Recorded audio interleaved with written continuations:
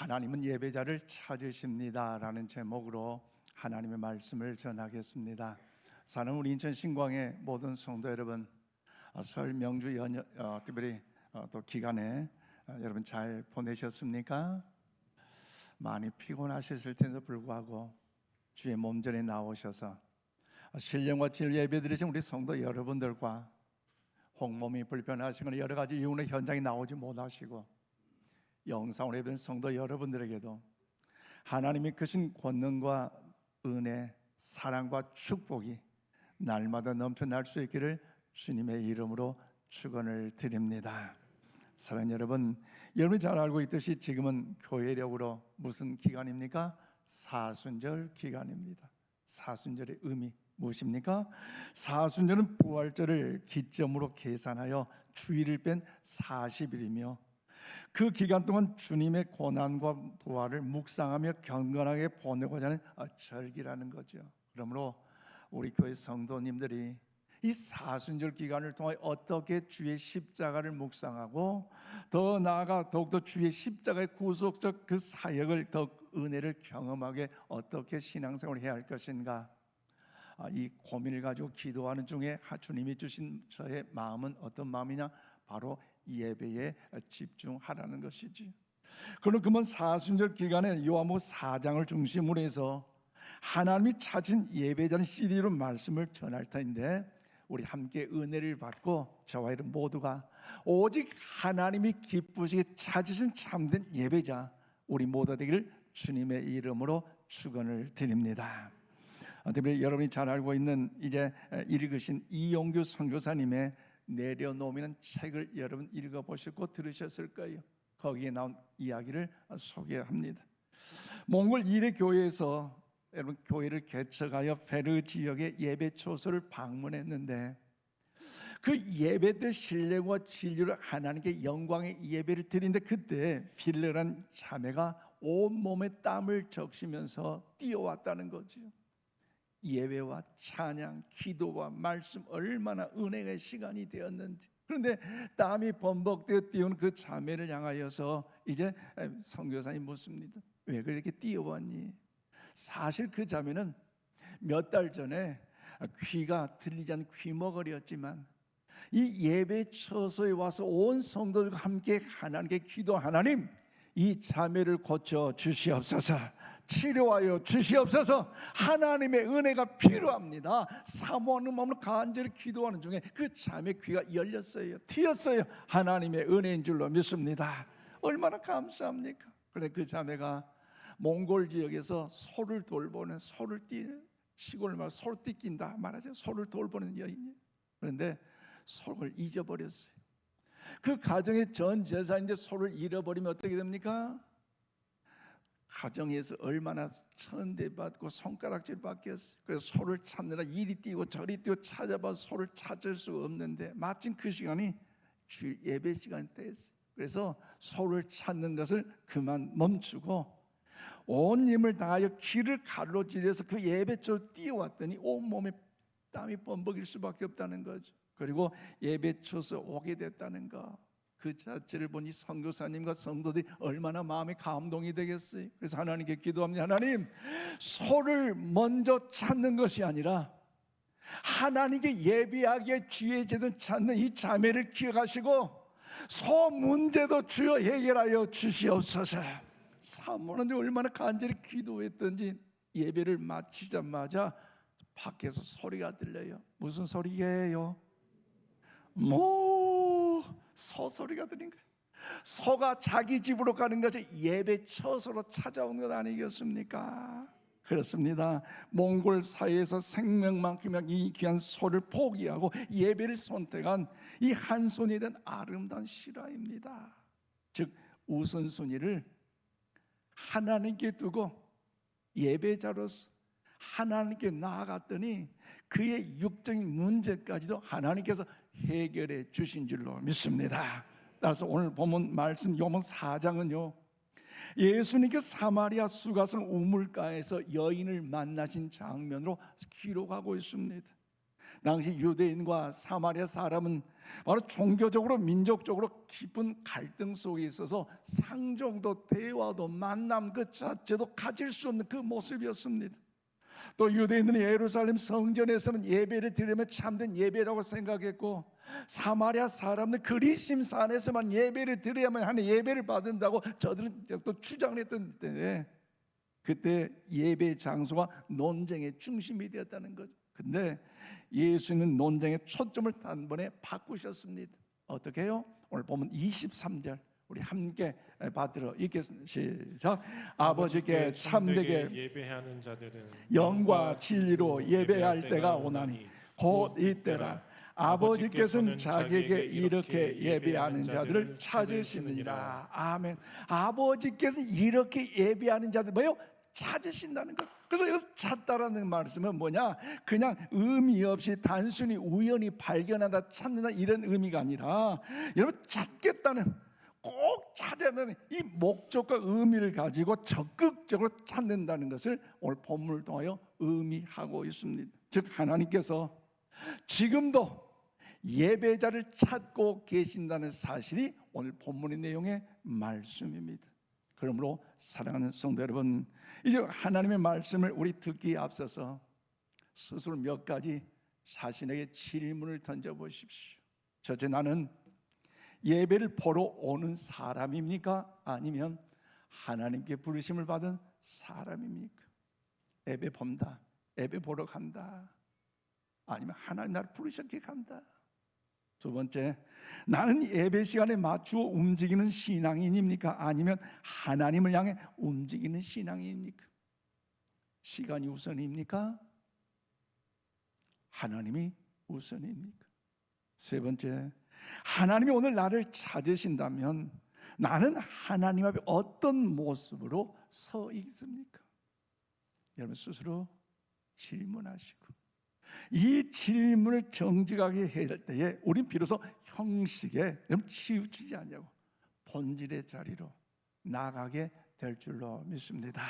그렇다면 사랑하는 여러분, 우리 하나님의 기쁘게 찾은 예배자가 되기 위하여 꼭 기억해야 할 것은 무엇이 있겠습니까?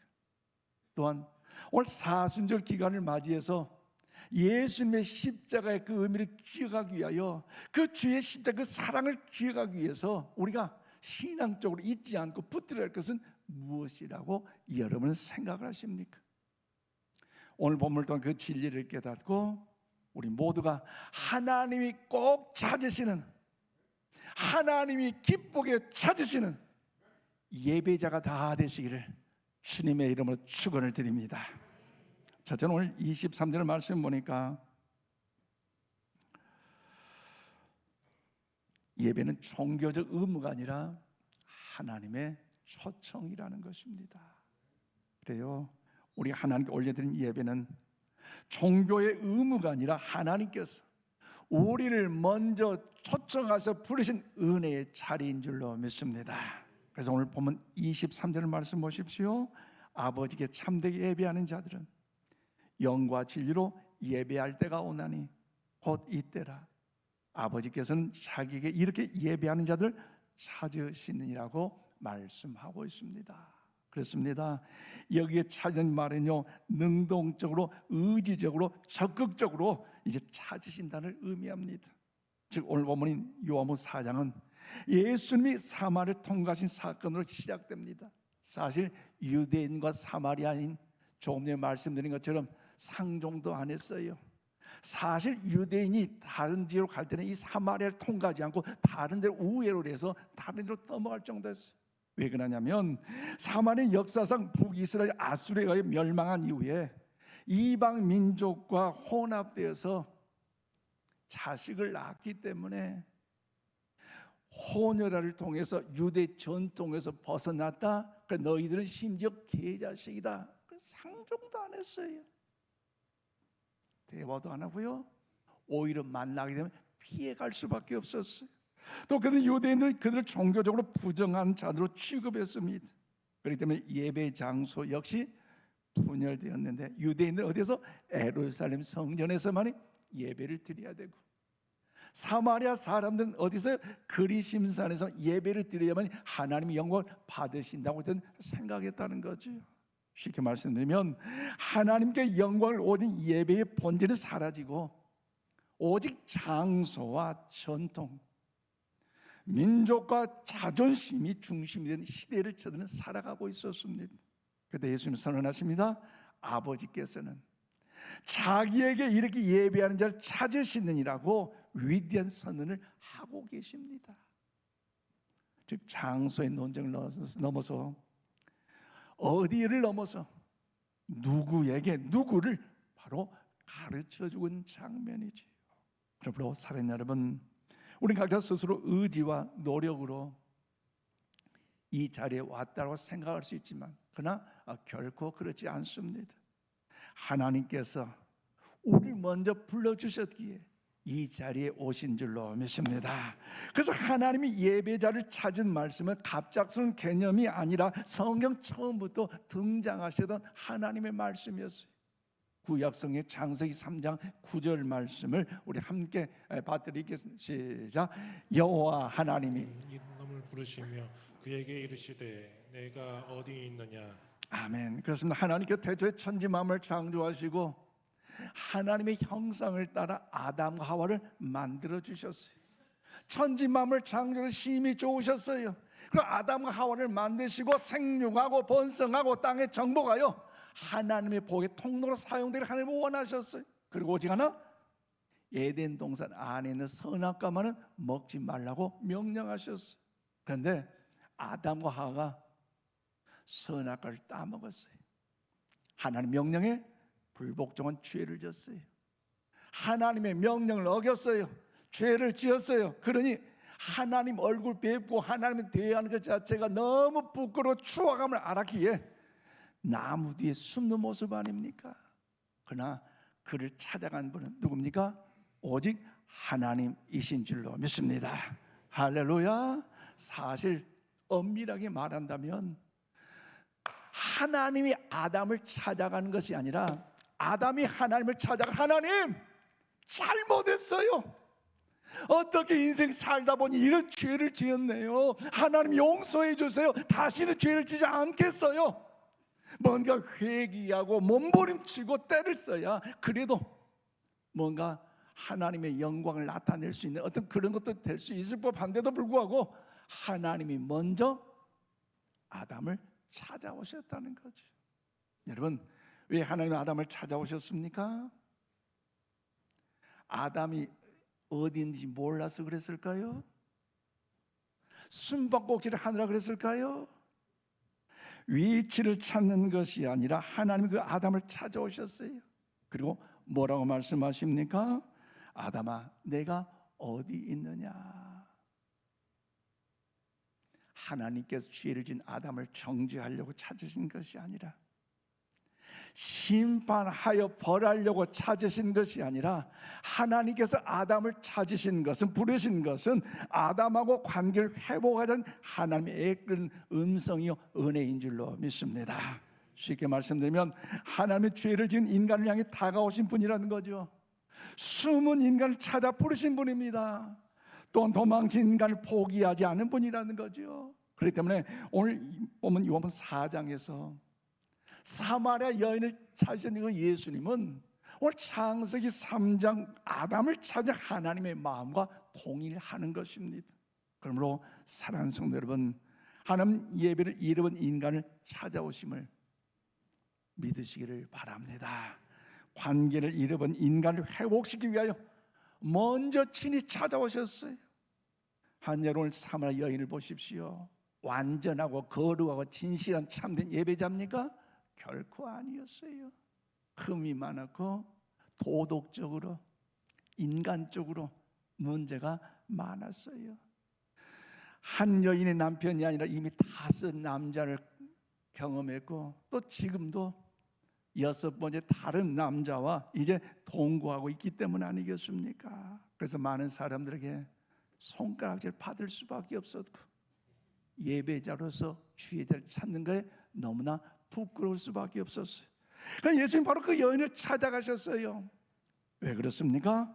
예배는 완전한 사람이 된 행위가 아니라 하나님이 찾으셔 세우신 사람이 된 응답인 줄로 믿습니다.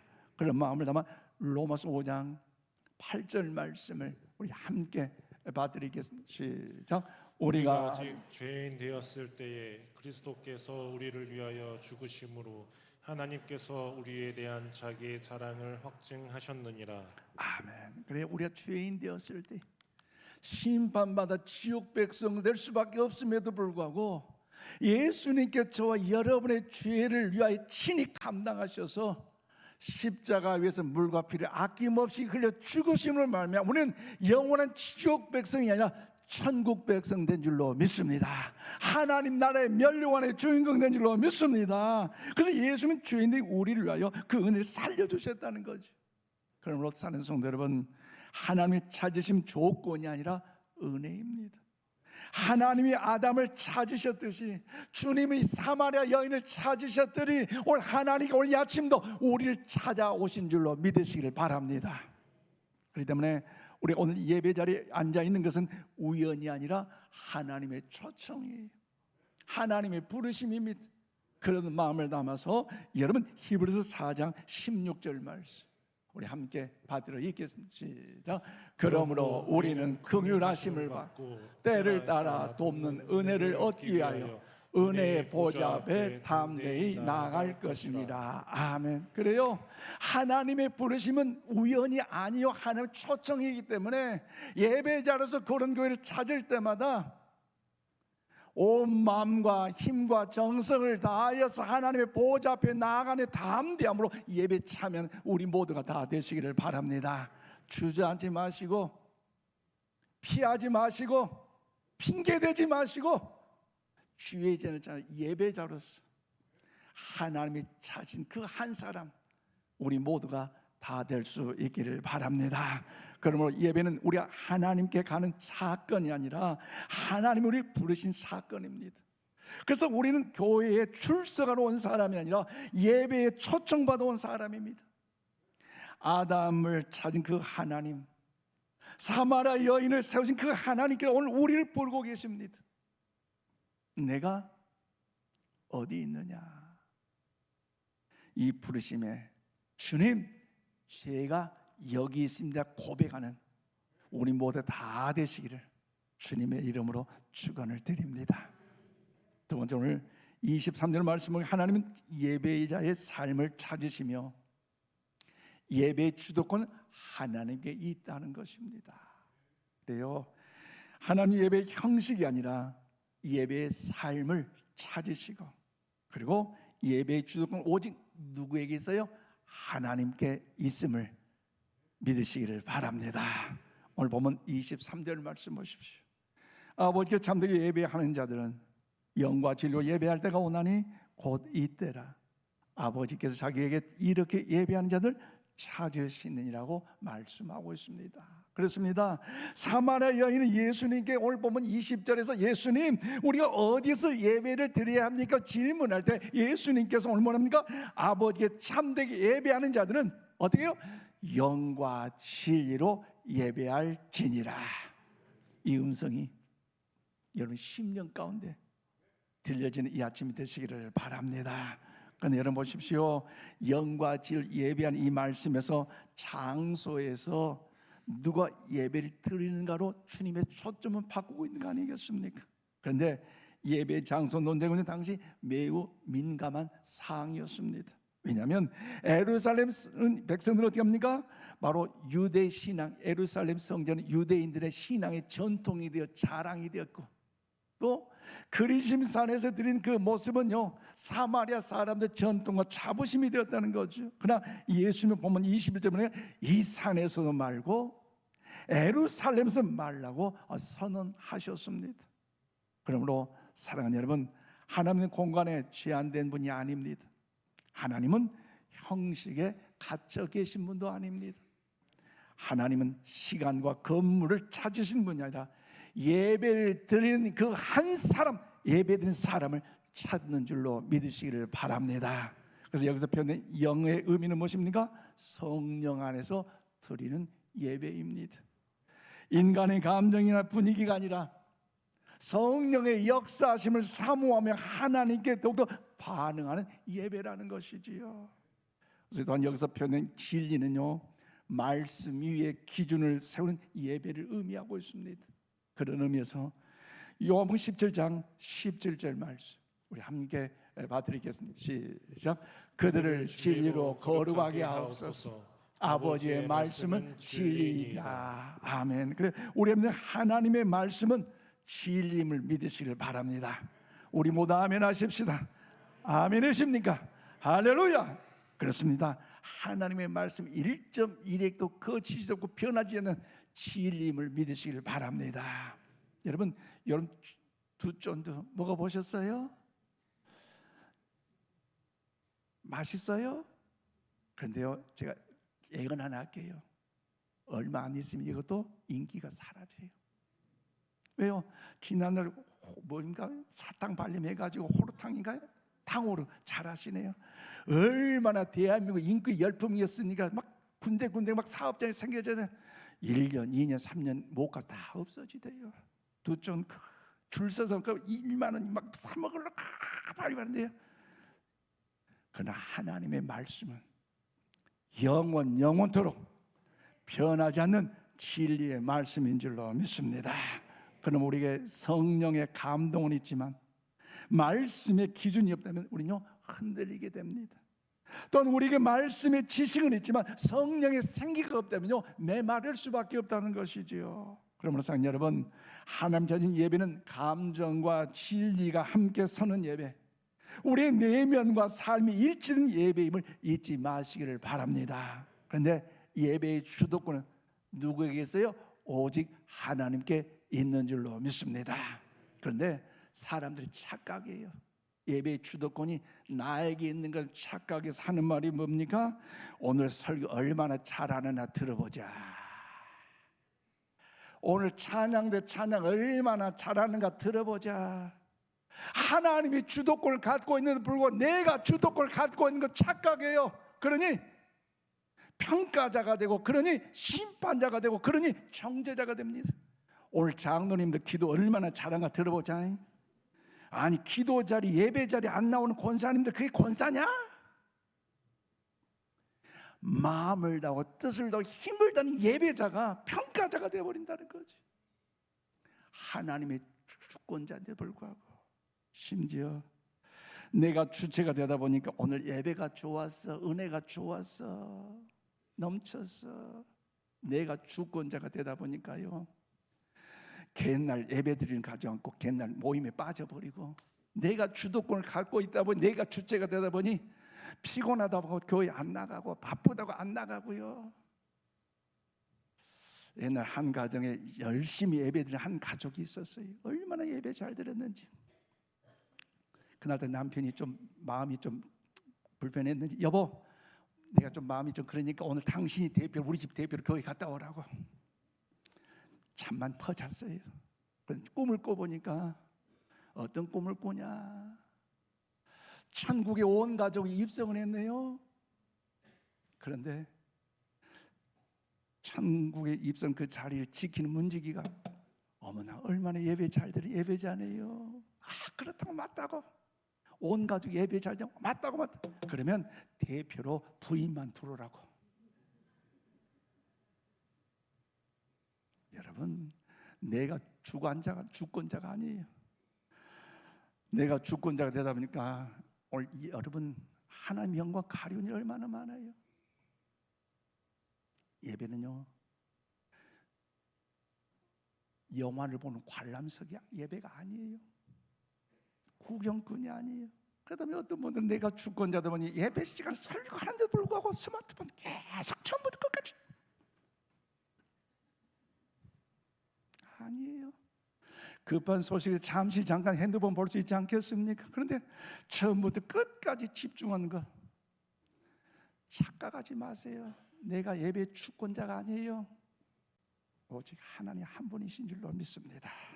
그런 마음으로 여러분, 우리에게 질문하십시오. 예배 중심에 있어서 내가 중심이 돼 평가하는 것이 아니라 누가 받아야 돼요? 하나님이 받아야 할 줄로 믿습니다. 그런 그런 마음을 담아서 로마서 12장 1절 말씀 우리 함께 받드리겠습니다. 시작. 그러므로 형제들아 형제들아 내가 하나님의 모든 자비하심으로 너희를 권하노니 너희 몸을 하나님이 기뻐하시는 거룩한 산제물로 드리라. 이는 너희가 드릴 영적 예배니라. 아멘. 그래요. 우리는 평가자가 아니라, 우리는 주권자가 아니라 예배자로서 몸과 마음과 뜻과 힘과 정성을 다하여서 하나님께 그런 산제물을 드린 예배자가 되어야 할 줄을 믿으시기를 바랍니다.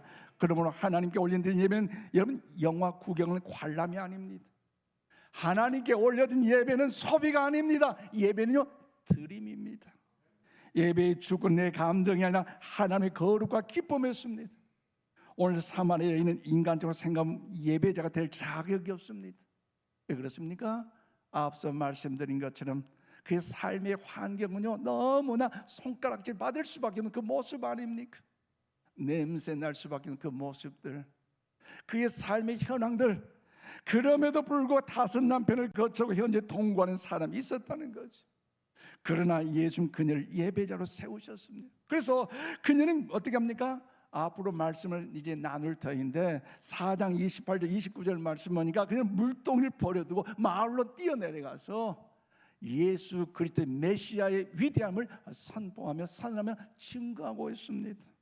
그래서 참된 예배는 예배당 안에서 끝나는 것이 아니에요. 삶으로 이어져야 할 줄로 믿습니다. 가정에서 예배의 모습, 직장에서도 이웃과 관계를 통해서도 예배자의 삶의 역사들이 맺어져야 된다는 거죠. 그러므로 사랑하는 성도 여러분, 예배는 1시간의 프로그램이 아니라 전 존재의 방향 전환입니다. 그래서 하나님 자신 예배자의 모습 어떤 모습입니까? 하나님이 받으신 예배는요 자신을 많이 나타내려는 잘된 그 기술이 아니라 마음과 뜻과 힘과 정성을 다해 자신을 드리는 결단인 줄로 믿습니다. 그래서 예배는 우리가 주도하는 행사가 아닙니다. 하나님이 초청하시고 우리 하나님이 기준이 되어주시고 하나님이 받으신 거룩한 사건인 줄로 믿습니다. 그 은혜에 응답하는 사람들이 되시기를 바랍니다. 그러므로 오늘 이 고백이 우리의 고백이 되기를 소망하면서 힘찬 결단으로 우리 함께 받드리겠습니다. 시작. 주님, 예배의 중심은 제가 아닙니다. 제가 주님이 기뻐하시는 예배자가 되게 하옵소서. 아멘. 우리 옆에 축복 예배자가 됩시다. 말씀을 맺겠습니다. 그러면 사는 우리 성도 여러분, 오늘 사순절의 첫 번째 주일을 맞이하고 있습니다.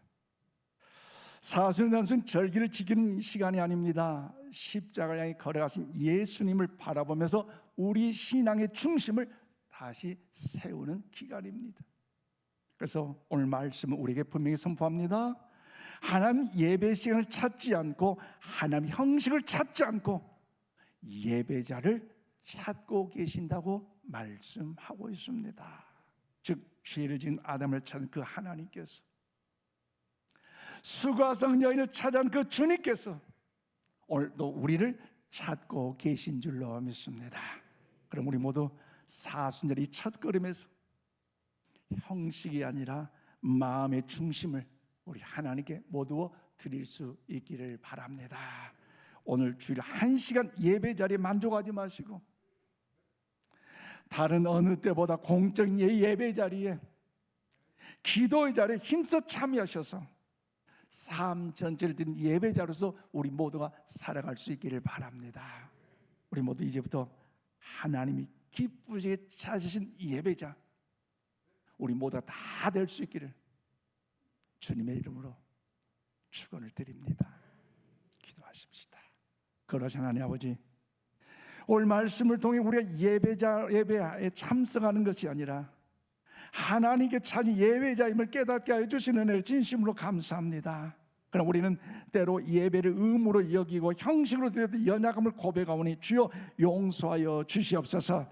하나님께 먼저 우리를 찾으셨을 믿사오니 이제 우리 모두 예배자로 나가게 하사 하나님의 주도권을 인정하며 믿음으로 마음으로 정성을 다하여 예배하는 우리 모두가 다 되게 하여 주시옵소서.